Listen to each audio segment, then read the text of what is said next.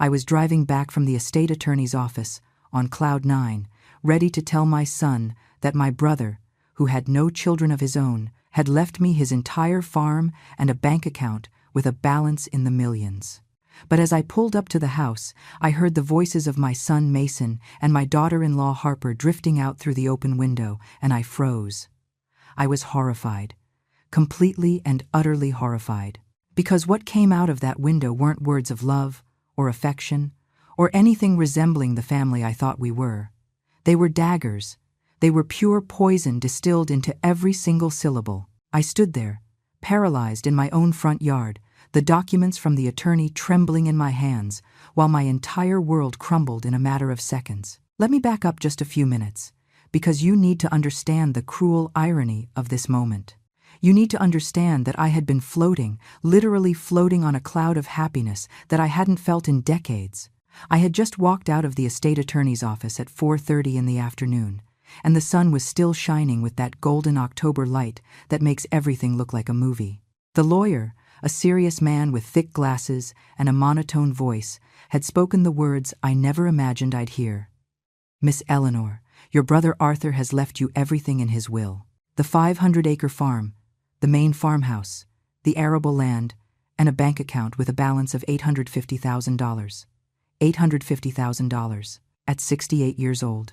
After a lifetime of breaking my back, sacrificing everything, living paycheck to paycheck, suddenly, out of nowhere, salvation, financial freedom, the end of all my worries. I signed the papers with shaking hands, shoved everything into a manila folder that I clutched to my chest as if it were the most valuable treasure in the universe, and walked out of there, feeling that for the first time in my existence, God was smiling at me. For the first time, after so much loss, so many tears, so much pain, something good was happening to me.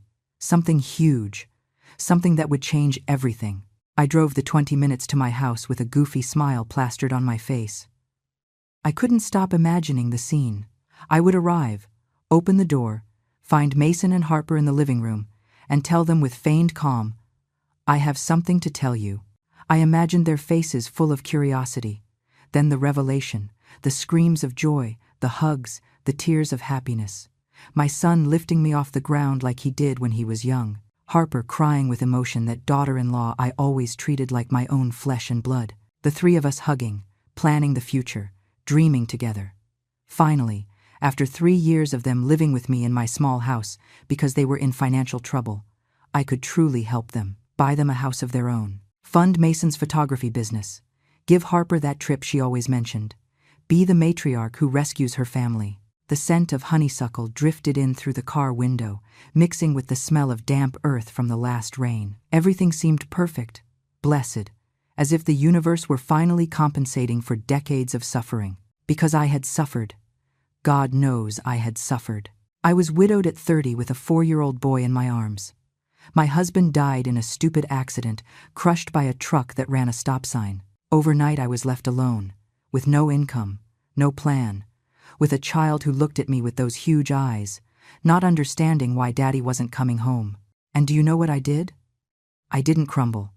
I didn't give myself the luxury of crumbling. I worked 3 jobs simultaneously for years. I cleaned houses at 5 in the morning, worked retail from 8 to 4, and did alterations and sewing at night until my eyes closed from exhaustion. I slept 4 hours, if I was lucky. My hands were destroyed, rough as sandpaper, scarred by needles and cleaning chemicals. But Mason never went hungry. He never lacked for anything. I gave him an education, college, opportunities. I sold my mother's jewelry, the only pieces I had, to pay for his degree. I never remarried, even though I had suitors, because all my energy, all my love, all my time, I gave to him, only to him. When he met Harper 10 years ago, I thought my sacrifice had finally been worth it. She was an educated girl, sweet, who seemed to genuinely love him. She treated me well, called me on the phone, included me in their plans. When they got married 7 years ago, I cried tears of happiness at that wedding, which I financed myself by draining 3 years of savings. I thought, finally my son has a partner. Finally, he won't be alone when I'm gone. I helped them with the down payment on their first apartment. I bought them furniture. I paid for their honeymoon, all with a smile, because for me there was no greater joy than seeing them happy. 3 years ago, when they knocked on my door with suitcases and defeated faces because they had lost their jobs and couldn't pay rent, I opened my home without thinking twice. "Stay as long as you need," I told them. My house was small, modest, with a leaky roof and pipes that made strange noises, but it was theirs. I never charged them a cent, never asked them to contribute to the bills. On the contrary, I kept helping them with the little I had from my miserable Social Security check. I cooked for them, washed their clothes, tried to make life more bearable for them. Because that was me, a mother who sacrifices until her last breath. And now, with this $1 million inheritance, I could finally do everything I always dreamed of for them. Fix the house, buy them a new car, fund Mason's dreams, give Harper the comfortable life she deserved. My happiness was completely intertwined with theirs. That's what I thought as I parked my old sedan in front of the house. That's what I believed when I got out with my purse and that manila folder pressed tight against my chest. But then, something changed. A strange silence wrapped around me when I stepped onto the front lawn, a sensation in my stomach, like a primal warning, something my body knew before my mind did. The front door was ajar, as always. The living room window open, and from that window facing the front, voices drifted out. The voices of my son and my daughter-in-law. They were speaking in a tone I had never heard from them. Conspiratorial, urgent, cruel. I stopped 10 feet from the door. I don't know why. Something told me not to go in yet. To listen first. And then the words reached my ears with brutal clarity, as if the universe wanted to ensure I didn't miss a single syllable. "I can't take it anymore, Mason. I can't keep pretending I care about that old woman." It was Harper's voice, my sweet daughter-in-law, but it sounded different, filled with disdain, filled with hate. Every day that passes is more unbearable. Her constant complaining, her smell of mothballs, the way she chews her food. It makes me want to vomit. My heart stopped. I literally felt it stop in my chest. And the voice of my son, my Mason, the boy I carried in my womb, whom I nursed, whom I raised alone with blood and tears, responded with a dry laugh I had never heard before. "I know, babe. Believe me, I know. But we have to hold on a little longer. It's our house, technically. She's not going to live forever." The words came out of his mouth so naturally, so coldly, that I felt the ground opening up beneath my feet. My legs began to tremble. The manila folder slipped a little through my sweaty fingers, but I couldn't move. I was rooted there, like a tree with roots piercing the concrete, forced to listen to my own destruction. "A little longer?" Harper's voice rose in pitch, full of frustration. "Mason, it's been 3 years. 3 years of my life wasted, living with that woman who thinks she's a saint because she put a roof over our heads, as if we were begging for charity. This house should be ours, completely ours. Without her invading every space, without having to fake affection every damn morning.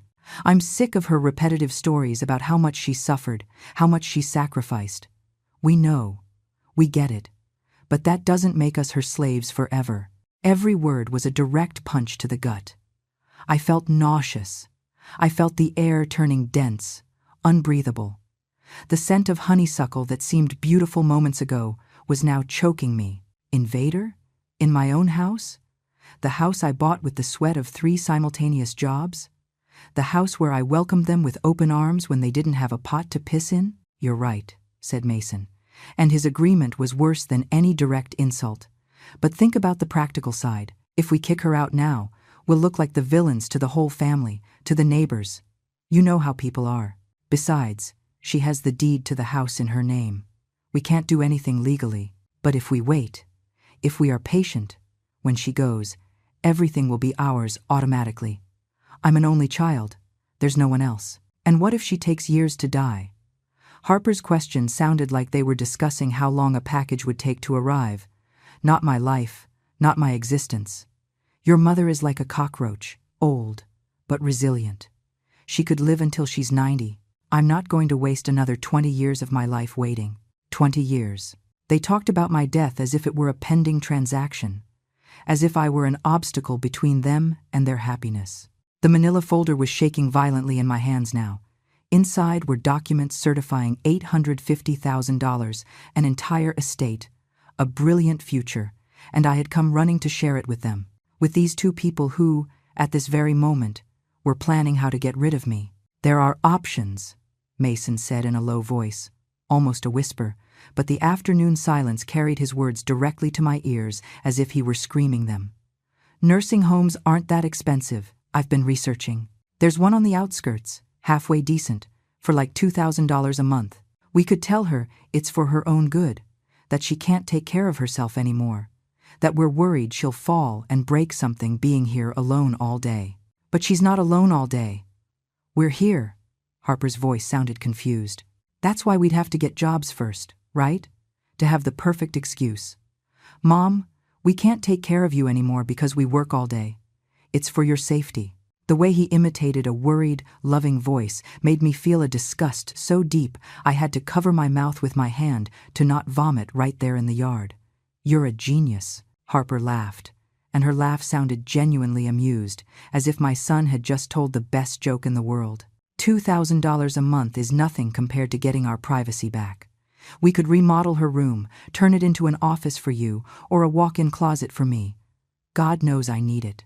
And finally, we could have the house how we want it, without her horrible ceramic knickknacks everywhere, without her crocheted doilies on every piece of furniture. The doilies I crocheted by hand for years, on those endless nights after doing alterations for others, because I wanted my house to look nice despite being poor.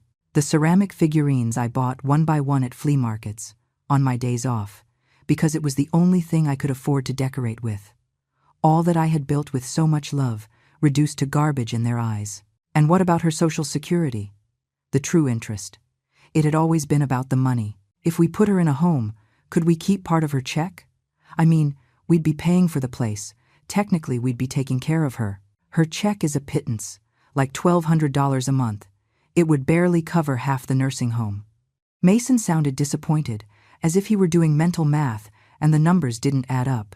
"But once she's there, we could sell some of her furniture, her things. That antique dresser in her room must be worth something, and she has some jewelry stored away, I think." "I didn't have jewelry. I sold it all decades ago to pay for his damn college tuition. But they didn't even know that. I never told them the details of my sacrifices because I didn't want them to feel indebted to me. How stupid I was. How incredibly stupid." "The problem is convincing her," Harper said, and I could picture her biting her lower lip like she did when she was thinking. "She's stubborn. She's going to say she's perfectly fine, that she can take care of herself. She's going to cry, make us feel guilty with her stories of sacrifice. That's why we have to be strategic." Mason's voice took on a calculating tone that froze my blood. "We start, little by little. We point out her memory lapses, her little confusions. Mom, you already told me that story 3 times today. Are you okay? Mom, you left the stove on again. It's dangerous." Even if it's not true, we make her doubt herself. And when she's insecure enough, we present the nursing home as the only logical option. Gaslighting. My own son was planning to gaslight me, to convince me I was losing my mind, to psychologically manipulate me until I broke. Tears began to roll down my cheeks. Hot, bitter, silent. But I didn't make a sound. I couldn't make a sound. I had to hear everything. I had to know exactly what these two people I loved with all my being had turned into. "And if she resists anyway?" Harper's question floated in the air. There was a silence. A long, heavy silence that lasted maybe 5 seconds, but felt like an eternity. And then Mason spoke, and his words were the final stab. "Then we wait. Nature takes its course. And let's be honest, if she got seriously ill, it's not like we're going to spend a fortune on treatments. She's lived her life. She's had her years." "You're right," Harper sighed, as if they had just solved a complicated math problem. "Either way, in a few years this solves itself. And in the meantime, we keep smiling and enduring." My knees almost gave out. I had to lean against the porch column to keep from falling to the ground. The world spun around me in a nauseating spiral of betrayal and pain. These two people, my son and my daughter-in-law, were discussing my death like someone discussing the dinner menu, with that same coldness, with that same indifference. And the worst, The absolute worst is that I had literally come skipping with joy to share with them a fortune that would change our lives. A fortune I planned to use primarily to help them, to give them everything they hadn't been able to have. The irony was so cruel it almost made me laugh. Almost. If it weren't for the fact that I felt like they were ripping my heart out with their bare hands, I might have found some twisted humor in the situation. Here I was, with certified documents for $850,000 in my purse, listening to how they planned to stick me in a cheap nursing home and keep my miserable $1,200 Social Security check. If they knew. If they only knew what I was holding. But they weren't going to know. Not yet. Because something inside me, something primal and fierce that I didn't know I possessed, had just awakened. Well, enough talking about your mother, Harper said with a lighter tone, as if they had just finished discussing the weather. What do you want for dinner? Because I am not cooking. Let her do it when she gets here. That's what she's good for, right? At least let her earn her keep. They laughed. Both of them laughed. And that sound, those shared cackles at the expense of my humiliation, finally broke something fundamental inside me. For 68 years I had been Eleanor the good, Eleanor the self-sacrificing, Eleanor the forgiving, the understanding, the one who always puts others first. The one who worked until she destroyed her body so her son could have a future. The one who never asked for anything in return because a mother's love is supposed to be unconditional, selfless, eternal. But in that moment, standing in my own front yard, listening to the two people I loved most in the world plan to discard me like trash, something changed. A chemical, molecular, spiritual transformation. The sweet and understanding Eleanor died right there. And in her place, someone new was born, someone cold, someone calculating, someone who had just learned that boundless kindness is just another form of being stupid. I wiped my tears with the back of my hand. I took a deep breath, filling my lungs with that air that now tasted like ash. I adjusted the manila folder under my arm. I checked my reflection in the car window. Red eyes, yes, but nothing a little cold water couldn't hide. I needed to walk into that house as if I hadn't heard a thing. I needed to act. And for the first time in my life, acting didn't mean being authentic and honest, but being the best liar in the world. I walked toward the door with measured, controlled steps. I inserted the key with hands that no longer trembled with emotion, but with an icy fury that ran through my veins like mercury. I opened the door and closed it with the usual sound. Not too loud, not too soft. "I'm home," I yelled with the most cheerful voice I could manufacture. That loving mother voice I had perfected over decades. I heard them moving in the living room. Hurried footsteps, whispers. When I entered the shared space, there they were. Mason on the ivory sofa I bought myself 10 years ago, Harper in the armchair, both with their phones in their hands, the perfect picture of domestic innocence. They greeted me with smiles, wide, warm, completely fake smiles. And I, who now knew the truth, could see the lie behind every forced facial muscle. "Mom, how did it go?" Mason stood up and walked toward me with open arms. My son, my baby, the boy I nursed, whom I cured when he had chickenpox, whom I taught to ride a bike, whom I consoled when his first love rejected him. That same boy was now a stranger with my son's face, approaching to give me a hug I knew he didn't feel. I hugged him. God, how hard it was to hug him, feeling his arms around me, his familiar smell of that cheap cologne he used, and knowing that minutes before he was planning how to get rid of me. But I did it. I endured, because I needed them to believe everything was normal. Good, son. Everything is good. My voice came out surprisingly steady. Years of hiding pain had trained me for this without knowing it. And you guys? How was your day? Quiet. Harper stood up too, approached, and gave me a peck on the cheek. Her perfume, the one I gave her for her last birthday because she mentioned she liked it, hit me like a punch. We were looking at some stuff online, planning some ideas for Mason's business, planning how to lock me up in a home. That's what they were planning. But I smiled. "That's great, honey. I'm glad you're being productive." The word honey almost choked me. I had called this woman my daughter for 7 years. I treated her better than many mothers treat their own biological daughters. And she called me a cockroach when she thought I wasn't listening. "Do you want me to make you some tea, Mom? You look tired." Mason looked at me with that expression of concern that I now knew was pure theater. He was probably already practicing for when he would start his plan to make me think I was losing my mind. No thanks. Sweetheart, I'm fine. I sat in my favorite chair, that wooden rocker I rescued from a flea market, and restored myself. I set my purse to the side, careful that the manila folder wasn't visible. They didn't ask what was inside. They didn't ask why I had gone to the lawyer. They didn't even remember that today was my appointment. Of course not. I was just the old piece of furniture in the living room, present but invisible. Mom. Harper started with that sweet voice I now recognized as completely fabricated. I was thinking that tomorrow we could go to the mall together. You know, spend some quality time. It's been a long time since we went out, just you and me. Quality time. With the woman who half an hour ago said my mothball smell made her want to vomit. I would love that, Harper. That would be very nice. The words came out of my mouth as if someone else were saying them. As if I were an actress following a script. I watched them for the next hour. I really watched them, as if seeing them for the first time. Mason was 39, but he had never fully matured. He still had that teenage attitude, expecting things to fall from the sky. His photography business, which he talked about constantly, was more of a fantasy than a reality. He had taken maybe 20 jobs in 3 years. But I always encouraged him, always told him it was just a matter of time, of effort. Now I realized I had spoiled him. I gave him so much, forgave him so much, that he never learned the real value of things, nor respect for the person who gave them to him. And Harper, 36, pretty in a conventional way, with that long brown hair she cared for religiously, and those nails always perfect despite not working. How did I not see the shallowness before?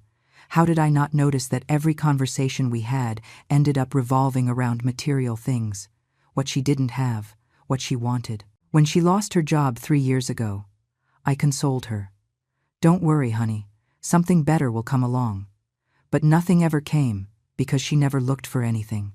She got comfortable in my house, eating my food, enjoying my hospitality, and began to see me not as a blessing but as an obstacle. We ate dinner together that night. I cooked, as always. I made chicken parmesan with spaghetti, one of Mason's favorite dishes. I set the table. I served. I watched them eat what I prepared with my hands while they chatted about a show they were binging, about a friend who posted vacation photos, about absolute trivialities. They didn't ask about my day. They didn't ask what I had done. I was the service staff, not part of the family. After dinner, I washed the dishes while they settled back into the living room. I heard their laughter, the sound of the TV, that domestic normality that now seemed obscene to me. My hands moved automatically, scrubbing every plate, every glass, while my brain processed everything I had heard. $850,000 were waiting in a bank account with my name on it. An entire farm I could sell or manage, and they didn't have the slightest clue. I dried my hands with the kitchen towel and stared out the window toward the backyard. Night had fallen completely, and only the dark silhouettes of the trees swaying in the breeze were visible. I remembered all the times I worked in that garden, planting flowers, pulling weeds, trying to create a beautiful space despite our economic situation. I remembered the mornings I watered the plants before leaving to clean other people's houses, thinking that at least my family would have a cozy home to return to. How naive, how stupidly naive. My mind began to work in a new way, calculating, cold. If they could plan, so could I. If they could fake love while conspiring behind my back, I could fake ignorance while assembling my own strategy. But first I needed to confirm something. I needed to make sure that what I heard wasn't an isolated conversation, a moment of frustration that didn't reflect their true feelings. Although deep down I knew the truth. No one speaks with that level of detail, with that specific coldness, if it's just a momentary venting. That night I went to sleep early, as always. I'm tired, kids. I'll leave you watching your show. I said goodbye with kisses on the forehead for both, and they barely looked up from the screen. I went up the stairs to my room, that small room on the second floor that had been mine since we bought this house 20 years ago.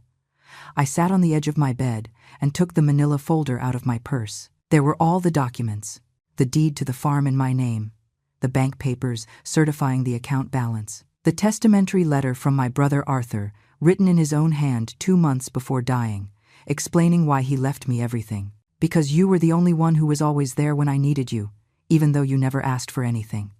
Because I admire you more than anyone in this world. Because you deserve something good after so much suffering. Tears began to fall on the paper, smudging the ink.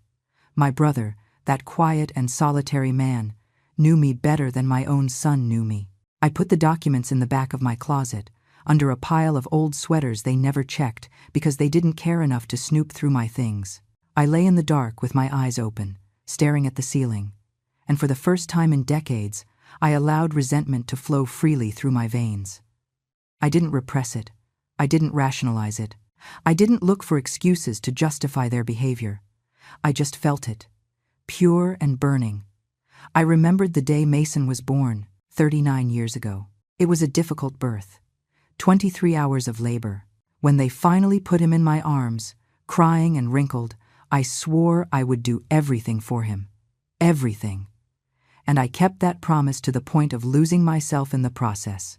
I never went back to school, even though I had dreamed of being a teacher. I never pursued my own dreams because all my energy went into funding his.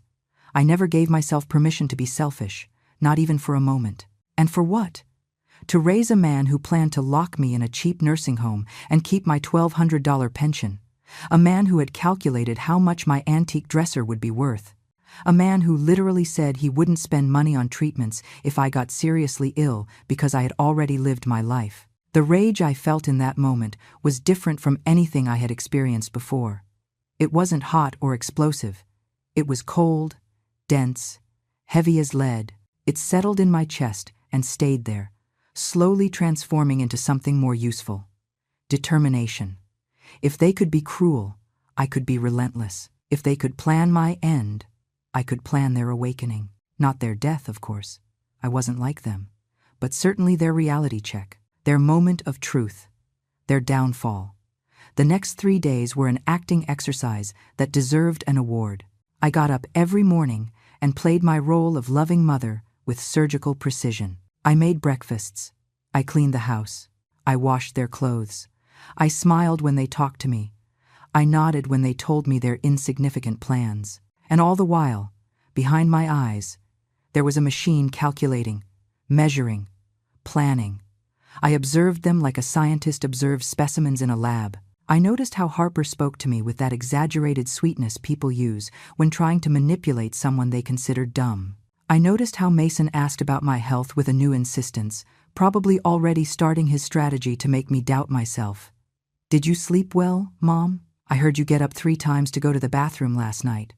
Are you sure you're okay?" I never got up 3 times. He was lying, planting seeds of confusion.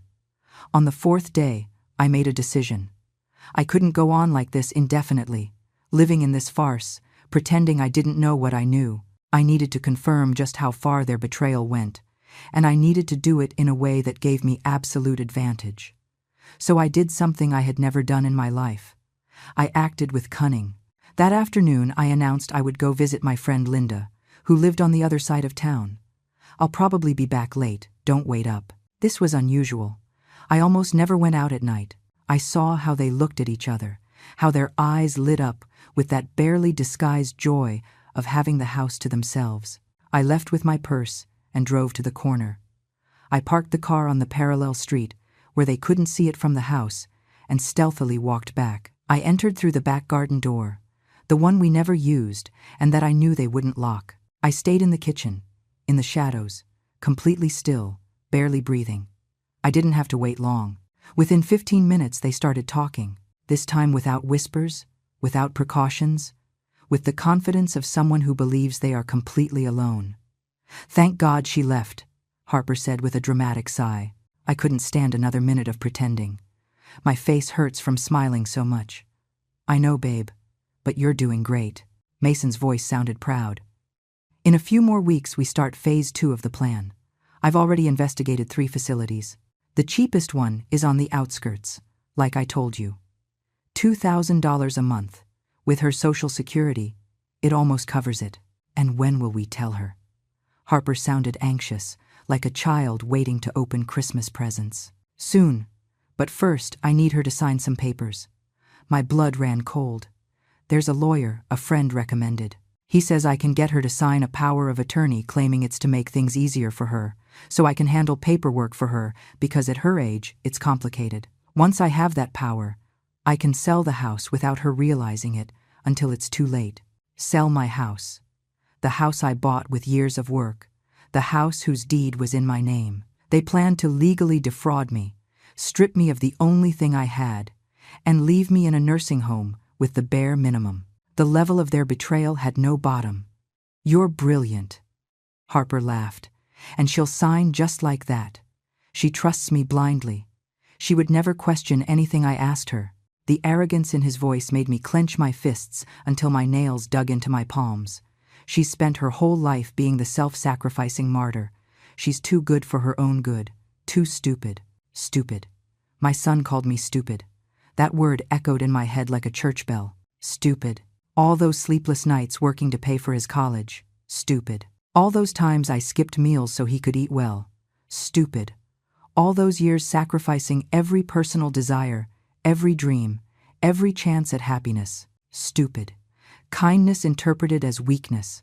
Unconditional love interpreted as naivety. I wasn't stupid. I was a mother who loved too much, someone who never deserved it. And what if she refuses to sign? Harper asked. And I could hear the noise of her moving on the sofa, probably cuddling up against my son like she always did. She won't refuse. But if she does, there's plan B. The lawyer also explained that I can claim senile dementia, get a couple of witnesses to say she's losing her memory, that she can't make decisions for herself. With that, I can request legal guardianship. It's more complicated and takes longer, but it works. Every word coming out of his mouth was a revelation of how far he was willing to go. My son was willing to destroy my reputation, to make me look like a demented old woman in front of authorities and acquaintances, just to steal what was mine. And wouldn't it be easier if she just died? Harper's question came out so naturally, like someone asking if it wouldn't be easier to order takeout instead of cooking. She wasn't really suggesting it, I know, but the fact that she could pronounce those words with such lightness showed me the abyss of her indifference toward my life. There was a silence that lasted too long. And then Mason spoke, and although his words were different from what Harper insinuated, the tone was just as chilling. Don't say that even as a joke. But honestly, sometimes I think it would be a relief for everyone. She's already old. She's completed her cycle. And we are in the prime of our lives, stuck taking care of someone who only drags us down. Drags us down. Me, who gave them a roof for free. Me, who cooked for them. Me, who paid the utility bills without asking them for a cent of contribution. I was dragging them down. The distortion of reality was so grotesque, it almost made me laugh. Almost. You're right. Sorry. Harper sighed. It's just that I'm so tired of all this. I want our life back. I want to be able to walk naked through the house if I feel like it without worrying that the old lady will show up. I want to decorate how I want, invite friends over, without having to warn them that there's a bitter old woman living here. I want privacy, freedom, space. Soon, babe. I promise you, soon. I heard the sound of a kiss. They were kissing while talking about discarding me, and that mental image was so repulsive I had to swallow the bile that rose in my throat. When are you going to ask her to sign the power of attorney? Harper asked after a moment. This week. I already have the documents. The lawyer prepared them with complicated technical language, so she doesn't really understand what she's signing. I'm going to tell her it's to help her with banking, so I can better assist her with her finances. She has no idea about laws. She'll sign without reading. The confidence in his voice was overwhelming. He really thought he knew me. He really thought he could manipulate me so easily. What he didn't know, what neither of them knew, was that I had been married to a lawyer before he died. My late husband, Mason's father, taught me a lot about laws and contracts during our years together. He taught me to read the fine print, to never sign anything without understanding it completely, to protect myself legally. Ironic that the father's lessons were going to protect me from the son. You're so smart, Harper cooed, and the tone of admiration in her voice toward someone planning to defraud his own mother made me nauseous. And after selling the house, what will we do with the money? First, we pay off all our debts. We owe like $20,000 in credit cards. $20,000. I had no idea they had those debts. They never asked me for help. Then we buy a small condo for us, something modern in a good area. With what's left, we can travel, buy a decent car, finally live well. And your mother in the nursing home for $2,000 a month?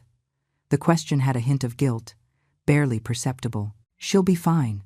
She'll have a roof, food, basic care. It's more than many have at her age. The way he justified the abandonment, as if he were doing me a favor, as if locking me in the cheapest option while they lived off my house money was an act of generosity, made me understand something fundamental. My son wasn't just selfish or immature, he was cruel. There was an inherent cruelty in his character that I never wanted to see because motherly love blinded me. "I guess you're right," Harper said, though she didn't sound completely convinced. "I just hope she doesn't make a scene when we tell her." "She won't. I know her. She'll cry. Yes. She'll say we're abandoning her, that after everything she did for me, she'll do her little victim act. But in the end, she'll accept it because she has no other choice. She has no money of her own. She has nowhere to go. She has no real friends who can help her. She is completely alone in the world except for us." The way he analyzed my loneliness, my vulnerability, as if they were tools to be used against me, showed me a level of sociopathy I didn't know existed in him. But he was wrong. He was wrong about everything. I had $850,000. I had a farm. I had options he couldn't even imagine.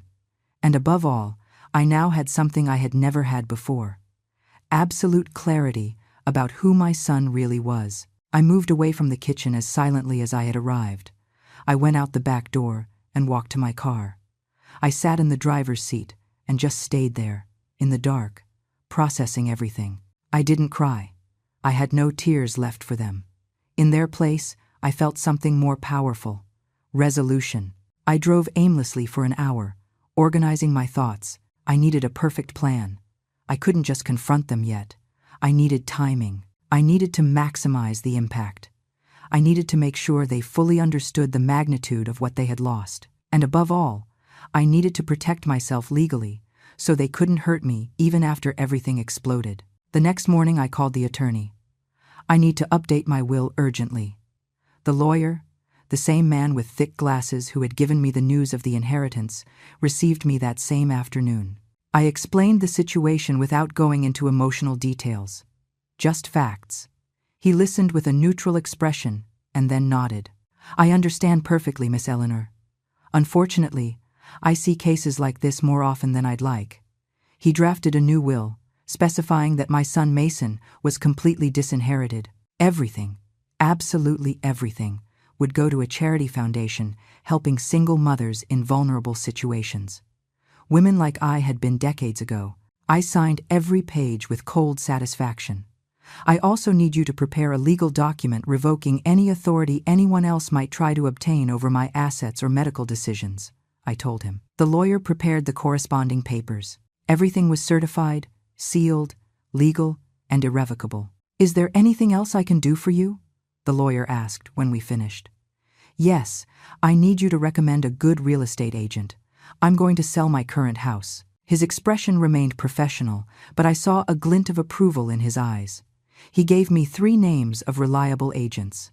That night, I arrived home later than usual. Mason and Harper were eating dinner they had ordered for delivery, because of course, neither of them cooked. They looked at me with surprise when I entered. "Mom, where were you? You had us worried." The lie came out of Mason's mouth so fluidly. Worried. Surely they were worried I had died and ruined their plans to rob me while I was still breathing. "I had some matters to resolve, son. Adult things." I said it with a sweet smile, but I emphasized the word adult as a reminder that I was the owner of this house and my own life. Even though they seemed to have forgotten, the following days were a masterpiece of strategic patience. Every morning I got up with a renewed purpose. While they slept in late, I was in contact with real estate agents, lawyers, accountants.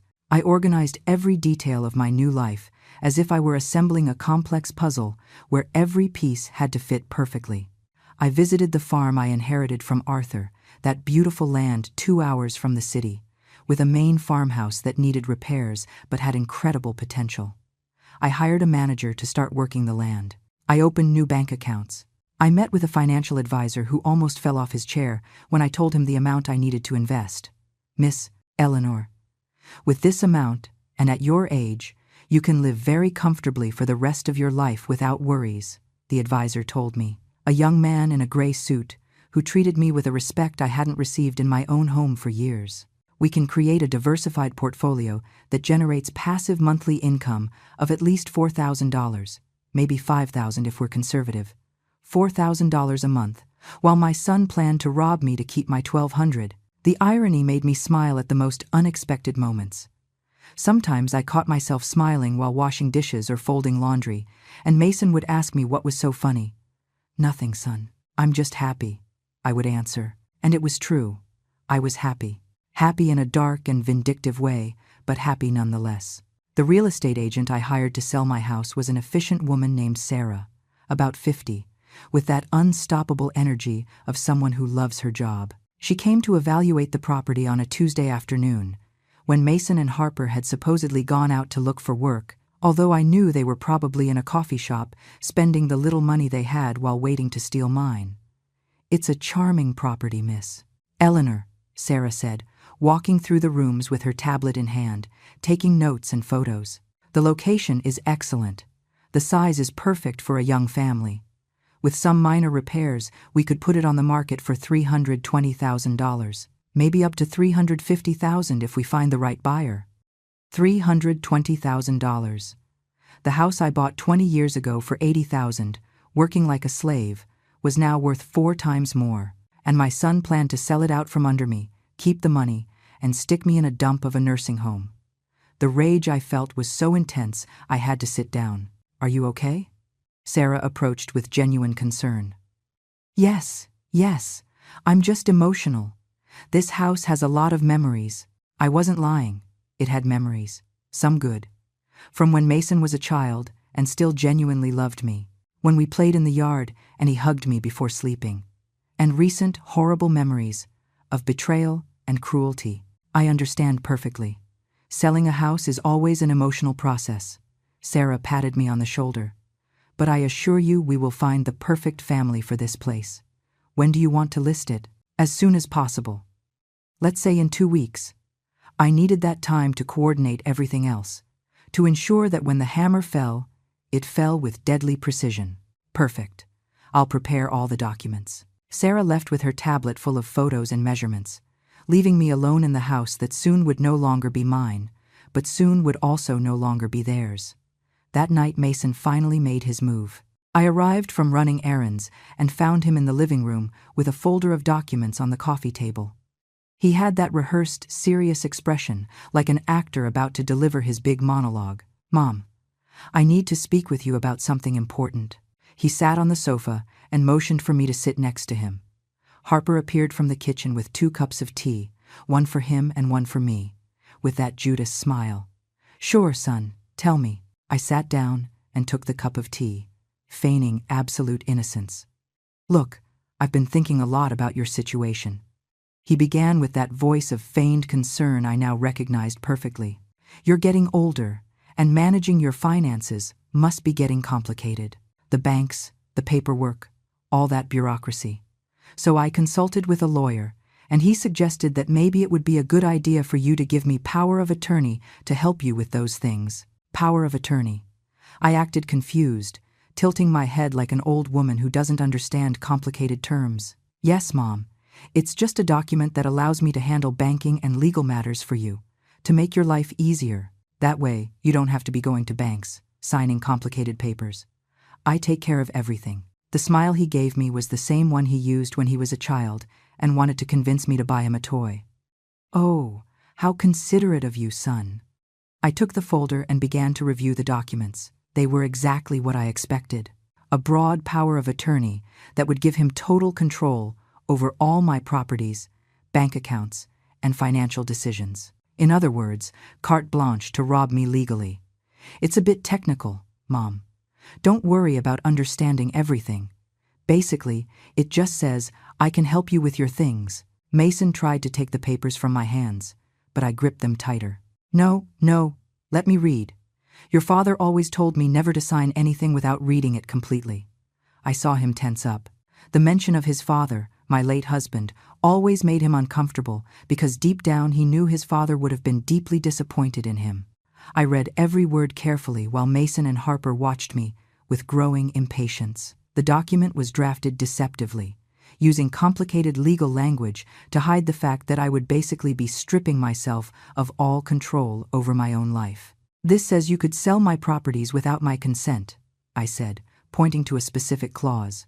No, Mom. That's only in case of emergency, if you couldn't make decisions for yourself. The lie came out so smooth. He had perfected the art of deception. And this part about you being able to make medical decisions for me. I pointed to another section.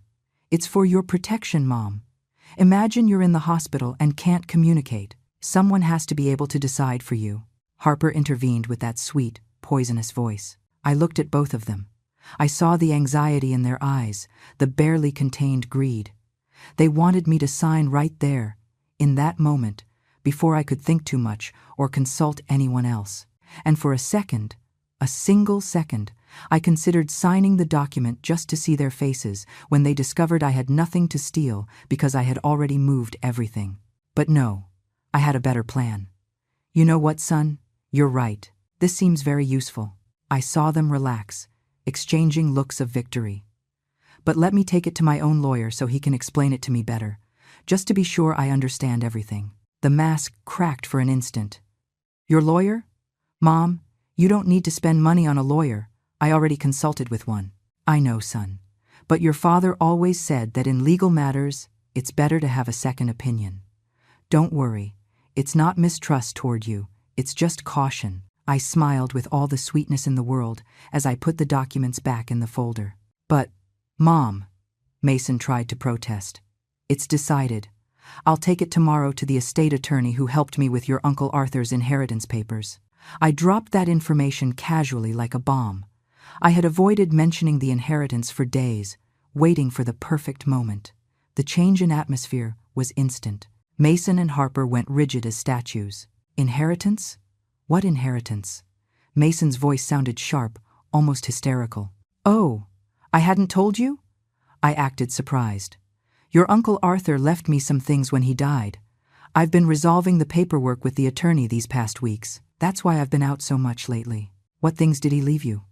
Harper leaned forward, and the greed in her eyes was so obvious it almost made me laugh. Oh, well, the old farm he had in the country.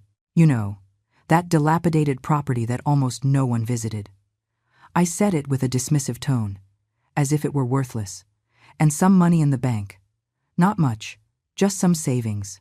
How much money? Mason didn't even try to hide his interest anymore. He had leaned forward, hands clenched on his knees, eyes shining with that avarice I could now see with crystal clarity. I'm not sure exactly. The lawyer told me an amount, but you know how I am with numbers. I touched my temple with a gesture of adorable confusion.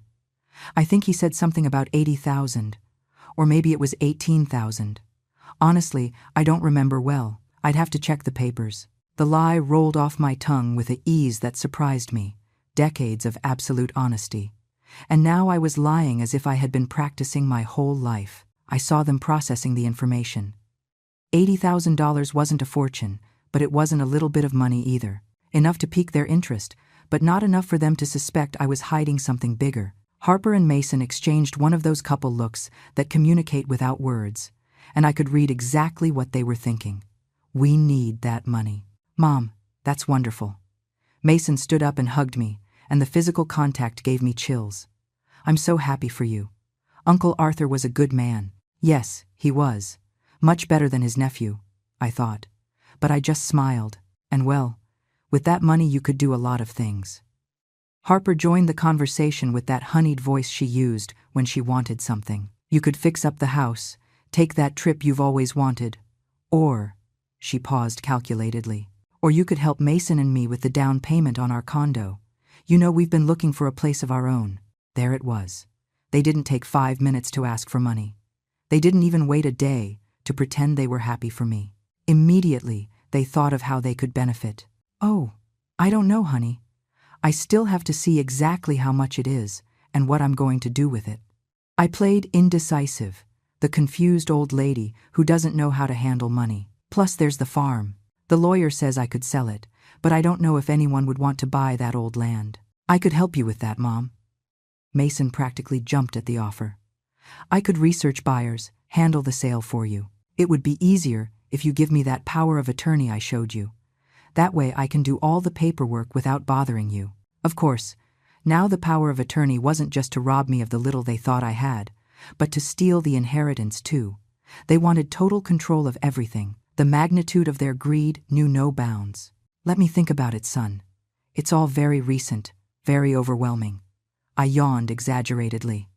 I'm tired. I'm going to sleep. I got up with the folder of documents under my arm and went up the stairs to my room. From upstairs, I heard them speaking in urgent whispers. I lowered the volume of the TV I had left on in my room and pressed my ear to the door to hear better. This changes everything. Harper's voice sounded excited. If she has 80,000 plus the sale of the farm, we're talking about much more money than we thought. I know, but we have to be careful. She can't suspect anything. Mason sounded anxious but controlled. I'm going to investigate how much that farm is really worth. If it is where I think it is, it could easily be worth 200,000 or more. And do you think she'll give us the money if we ask for it? Harper doubted. Not all of it. She's stingy. She's always been stingy. She'll say she needs to save some for emergencies, for her old age. That's why I need her to sign that power of attorney. Once I have it, I can sell everything without her noticing until it's too late. I'll tell her the prices were lower than expected, that there were legal fees, that little was left after taxes. She knows nothing about those things. Stingy. He called me stingy. The woman who spent every last cent on him for decades, who drained her savings multiple times to help him, who worked until she got sick to give him everything. Stingy. But we have to act fast, continued Mason, before someone else gets into her head. Before that lawyer suggests she do something different with the money. Tomorrow I'm going to pressure her to sign. I'm going to tell her the lawyer needs the document urgently, that if we don't do it soon, there will be legal problems with the inheritance. Perfect. I'm going to take her shopping tomorrow. I'll keep her distracted, tired. When she gets home, she'll be so exhausted she'll sign whatever you put in front of her. Harper laughed. And that sound pierced me like a knife. This woman I treated like a daughter was deliberately planning to exhaust me, to manipulate me. You're brilliant, babe. Another kiss. More sounds of affection between two people conspiring against me. In 2 weeks, all this will be ours. The house, the inheritance money, everything. And she's going to be in that nursing home without knowing what happened. I moved away from the door and sat on my bed. My hands were shaking, but not from fear or sadness, from anticipation, from power, because they didn't know I knew. They didn't know that every word they uttered was only digging their grave deeper. They didn't know the money was already protected, that the house was about to be sold, that I had changed my will, that I had everything documented with lawyers and notaries. That night I barely slept. Not from anxiety, but from the pure adrenaline of knowing I was about to teach them the most important lesson of their lives. I stayed awake planning every detail of the final moment, that instant when I would reveal everything to them. It had to be perfect. It had to be devastating. It had to leave them without words, without excuses, without an exit. The next morning, Harper appeared in my room early, with a radiant smile. Good morning, Mom. How about today you and I go shopping? It's been so long since we spent time together, just the two of us. Oh, what a nice gesture, honey. I smiled with all the innocence I could manufacture. I'd love that. We had breakfast, the three of us together. A breakfast she prepared for the first time in months. Scrambled eggs, toast, orange juice, all served with smiles and polite conversation. Mason asked me how I had slept, if I felt well, if I needed anything. The acting was so transparent now that I knew their true intentions, that it was hard not to laugh in their faces. Harper took me to the mall in her car. On the way, she talked nonstop about trivial things, keeping me entertained, establishing that false intimacy. We walked through stores for hours. She made me try on clothes she knew I would never buy, showed me expensive shoes, took me from one place to another until my feet genuinely started to hurt. Tired, Mom? she asked with that feigned concern when she saw me sitting on a bench in the mall. A little, yes. I don't have the energy I used to. I let my voice sound weak, fragile, letting her believe her plan was working. Poor thing. Let's go home so you can rest. She took my arm with that condescending delicacy used with the elderly, and we walked slowly toward the parking lot. In the car, while driving back, Harper began her real work. You know, I've been thinking about what you said yesterday regarding your brother's inheritance. Yes. I played distracted, looking out the window. It's a big responsibility to handle that much money at your age. Doesn't it scare you a little? I mean, with so many scammers out there, so many bad people who take advantage of seniors. Her voice dripped with false concern. I hadn't thought about that. I let a touch of anxiety color my voice. Do you think someone might try to rob me? It's possible, Mom. That's why I think it would be a good idea for you to let Mason help you. He's young, he understands these modern things, he knows how to protect money, and above all, he's your son. You can trust him completely. The words came out of her mouth with such conviction that for a moment I wondered if she really believed what she was saying, if she had rationalized her betrayal so much that she genuinely thought they were doing the right thing. I suppose you're right. I sighed as if I were considering it seriously. It's just that I'm a little scared to sign papers I don't fully understand. That's why you have to trust your family, Mom. We would never hurt you. We love you. She held my hand while driving, and the contact of her skin against mine gave me nausea. Those same hands that held me with fake affection had been planning my exile to a cheap nursing home. I looked out the car window while she kept talking, trying to convince me with sweet words and well-rehearsed lies. The streets passed quickly. The same streets I had traversed thousands of times over decades, coming and going from exhausting jobs, always thinking of giving my son a better future. And now that son saw me as an obstacle, as something disposable. When we got home, Mason was waiting in the living room with the same documents from the day before, but this time he had brought a mobile notary, a small man with a briefcase who introduced himself as Mr. Thompson. Mom, I'm glad you guys are here. Look, Mr. Thompson came so we can make the power of attorney official right today. That way you don't have to worry about anything anymore. Mason sounded excited, urgent. Mr. Thompson was a man of about 50, thin, with wire-rimmed glasses and a brown suit that had seen better days. He had that neutral expression of someone who has notarized thousands of documents without really caring about the content of any. He opened his briefcase and took out an official stamp, ink, and several additional sheets. Good afternoon, ma'am. He extended his hand with professional courtesy. Your son hired me to come certify some documents. It's a quick process. It won't take more than 10 minutes. How kind of you to come all the way here. I shook his hand and sat in my favorite rocking chair, acting like the tired old lady who had just arrived from an exhausting day of shopping. May I see the documents first? Mason tensed visibly. Mom, they're the same ones I showed you yesterday. Mr. Thompson is in a hurry. He has other clients waiting. There's no rush, Mason. Mr. Thompson passed me the documents with a professional smile. The lady has every right to review what she is going to sign. In fact, it is my obligation to ensure she understands completely. I saw Mason clench his fists. His plan was getting complicated. I took the papers and began to read them slowly, very slowly, running my finger along every line as if I needed help following the text. The silence in the living room was so thick you could cut it with a knife. This says my son would have total control over all my bank accounts, I said after a moment, pointing to a specific clause. That is correct, ma'am. It is a general power of attorney. Mr. Thompson nodded. And could he sell my house without consulting me? Technically, yes, if the document is signed as currently drafted. The notary kept his neutral tone, but I saw a glint of something in his eyes, maybe discomfort, maybe suspicion. I see. I kept reading. And medical decisions? He could decide to commit me somewhere if he wanted. Mom, please. Mason intervened with a tense voice. You're misinterpreting everything. This is just to help you, to make your life easier. I just want to understand, son. I looked at him with those innocent mother eyes he knew so well. It's just that your father always taught me to be careful with these topics. Harper shifted uncomfortably on the sofa. Mr. Thompson watched us all with growing professional interest.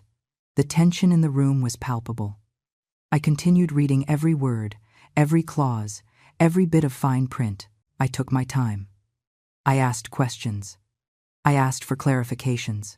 I saw Mason getting more and more desperate, Harper biting her lower lip until almost making it bleed, the notary starting to realize something didn't add up in this situation. Finally, after almost 30 minutes of meticulous review, I closed the folder and handed it back to Mason. "I'm not going to sign this today." The silence that followed was absolute. Mason froze with the folder in his hands, his face going through a spectrum of emotions: confusion, frustration, contained rage. "What? Why not?" His voice came out sharper than he intended. "Because I want my own lawyer to review it first. I told you yesterday, son, it's not mistrust, it's prudence." I kept my tone soft, reasonable, completely calm. "But Mom, Mr. Thompson is already here. I already paid for his time." Mason was losing his composure. "And I will pay him too, for the trouble of coming without a result."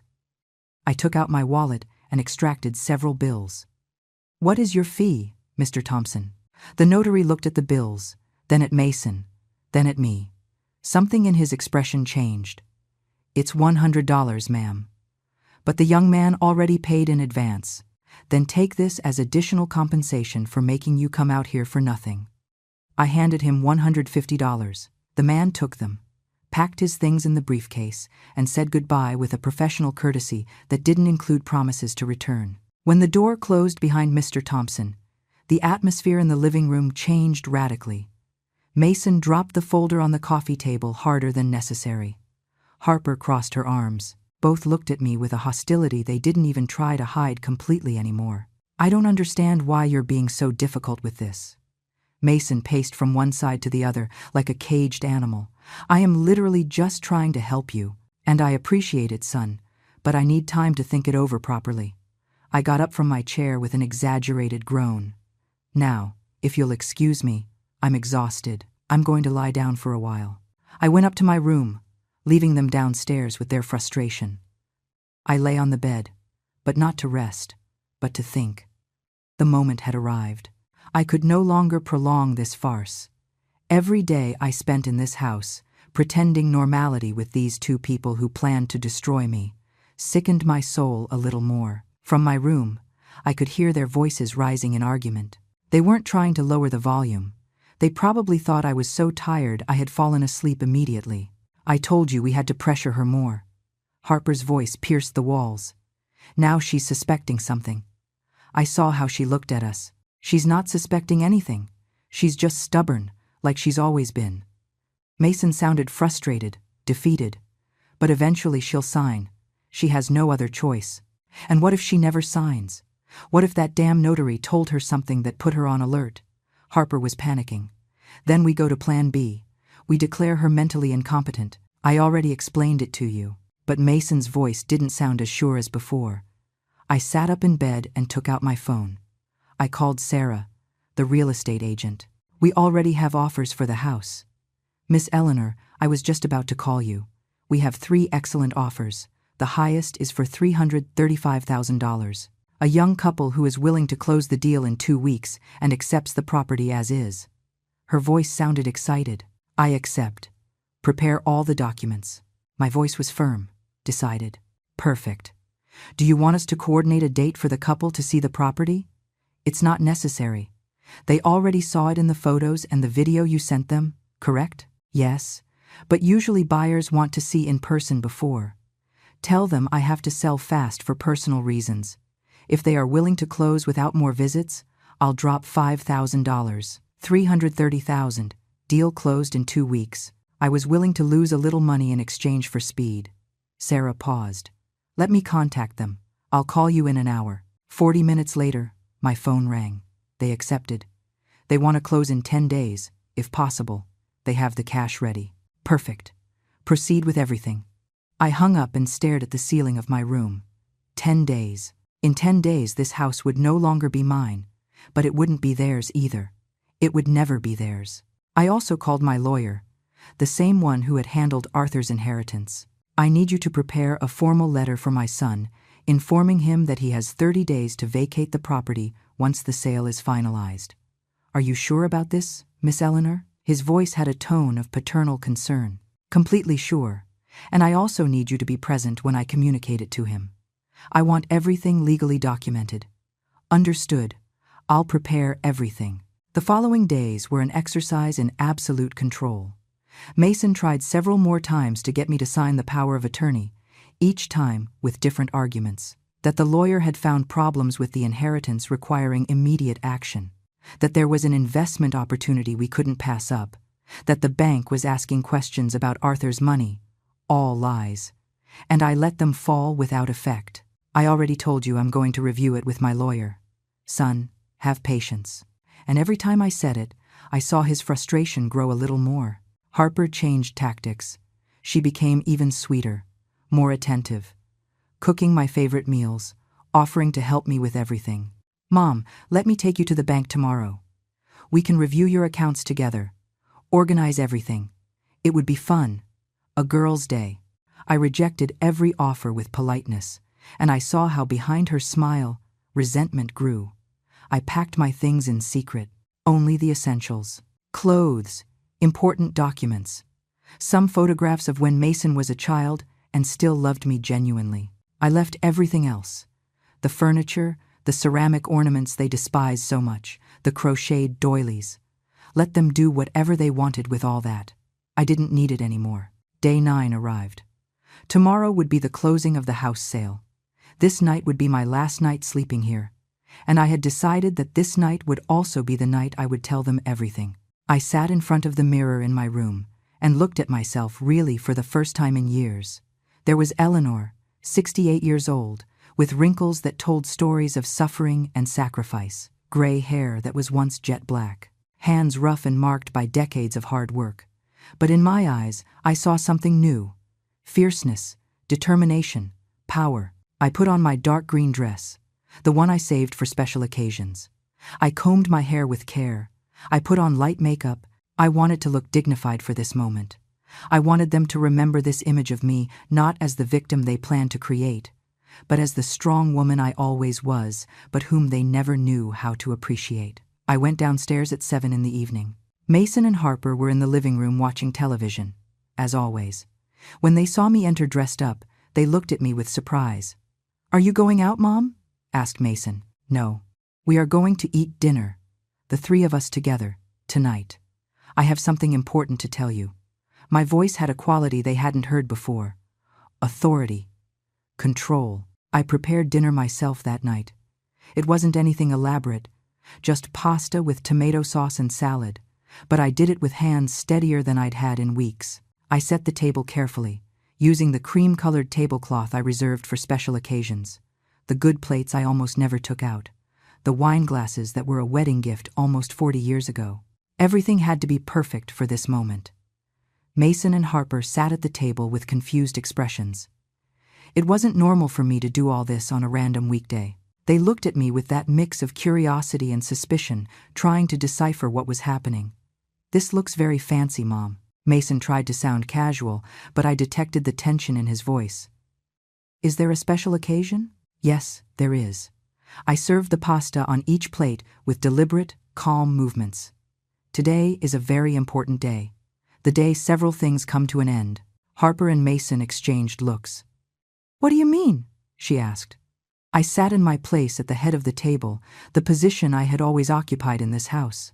I folded my hands on my lap and looked them directly in the eyes, first one, then the other. The silence stretched for several seconds. I let the tension grow, let them feel uncomfortable. Exactly 11 days ago, I began with a clear and controlled voice. I arrived at this house after receiving the most wonderful news of my life. My brother Arthur had left me an inheritance, not the $80,000 I mentioned to you. I paused and saw how they leaned forward, attentive. But $850,000 in cash, plus an entire farm of 500 acres. The shock on their faces was instant. Their jaws literally dropped. Harper dropped the fork she had lifted. Mason froze mid-movement. "I came running home that day," I continued, without averting my gaze, excited like a little girl, imagining the joy on your faces when I told you, thinking about everything we could do together with that money, about how I could finally help you significantly after years of struggle. My voice remained even, without emotion, just stating facts. But when I got to the door of this house, I heard voices coming from the open window. Your voices. I saw the color drain from their faces. Mason opened his mouth to speak, but I raised a hand. No, now it's my turn to speak. You already had enough time. The tone of my voice was steel. I heard you planning how to put me in a nursing home for $2,000 a month. I heard you discussing how to keep my Social Security check. I heard Harper call me an old cockroach, say that my mothball smell gave her nausea, that she was tired of pretending she cared. Harper turned pale as paper. Eleanor, I heard my son. My voice broke slightly here, but I composed myself. The son I carried in my womb, whom I nursed, for whom I sacrificed everything, say that it would be easier if I got sick soon, that I had already lived my life, that he wouldn't spend money on treatments for me because it wasn't worth it. Mom, that's not. Mason tried to interrupt, his face now red with shame and panic. Silence! My voice resonated in the dining room with an authority I had never used before. I heard every word of your plan to rob me of this house using a fraudulent power of attorney. I heard how you planned to sell it without me realizing and keep the money. I heard you call me stupid, stingy, a dead weight. Every word came out of my mouth like a bullet. And I decided in that moment that the naive Eleanor, the self-sacrificing mother who forgives everything, had died. In her place, someone new was born. Someone who was finally going to think of herself first. I got up from the chair and walked to the window, turning my back on them for a moment to regain composure. When I turned around, my eyes were dry but shining with determination. These last few days have been very productive for me. I began to walk slowly around the table, like a lawyer presenting evidence to the jury. I hired the best financial advisor in the city. I invested the $850,000 in a way that generates approximately $4,500 a month in passive income. I changed my will with a certified estate attorney. My son Mason is completely disinherited. My entire estate will go to a foundation that helps single mothers in vulnerable situations, women like I was once. Mason stood up abruptly. You can't do that. I'm your only son. I can and I did. It is already signed, sealed, and legally registered. My voice didn't tremble. I also hired a real estate agent. This house, the house you planned to steal from me, was sold 3 days ago. The closing of the sale is tomorrow at 10 in the morning, for $330,000. The silence that followed was deafening. I could see their brains processing the information, calculating, panicking. $330,000. Harper whispered, doing the mental math of everything they had just lost. That's right. And before you ask, no, you won't see a cent of that money either. I took an envelope out of my pocket and let it drop onto the table.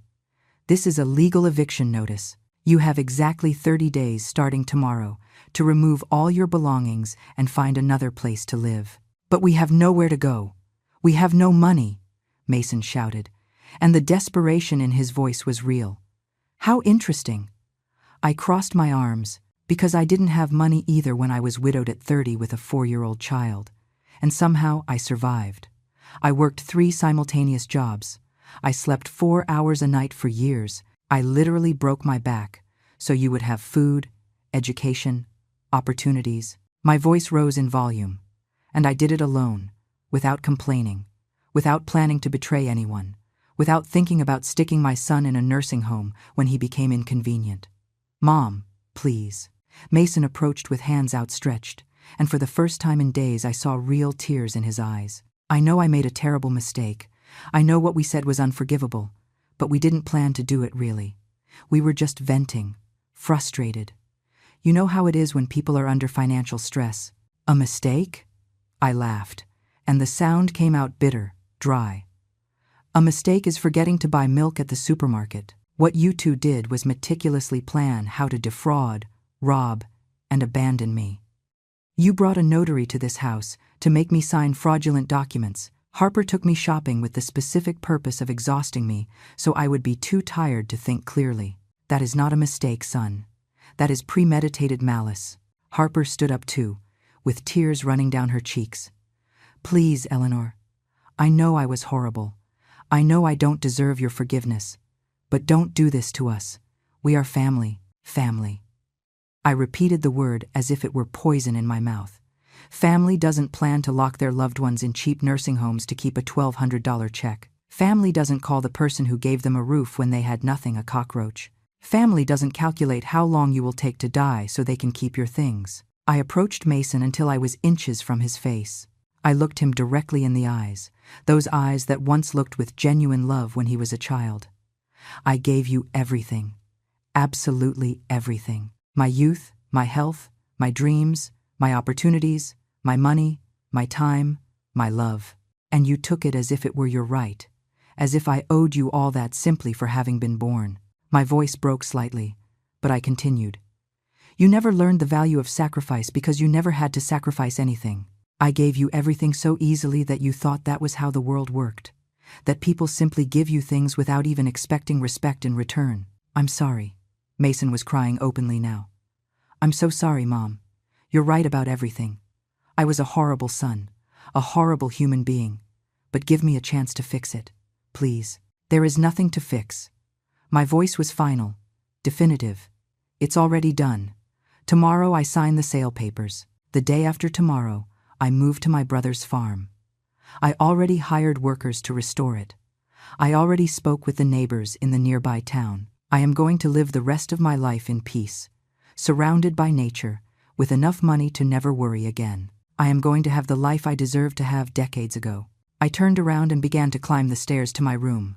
Their voices followed me, pleading, crying, but I didn't care anymore. I reached my room and locked the door. The next morning, I woke up at 6. I went down with my suitcase already packed. They were still asleep, exhausted from the night of crying and drama. I left the house keys on the dining table, along with the eviction notice and a final note that simply said, "Learn to value people before you lose them." I walked out of that house for the last time, feeling the weight of decades of sacrifice finally lifting from my shoulders. The morning sun greeted me with a warmth I hadn't felt in years. I took a deep breath, filling my lungs with fresh, clean air.